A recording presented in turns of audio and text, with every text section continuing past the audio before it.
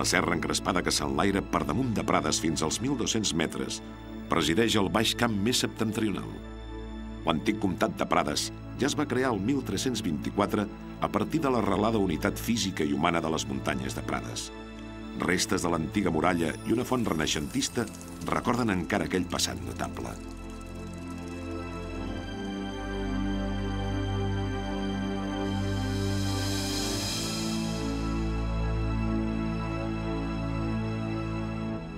Les serralades, plenes d'història, han acollit molts eremites.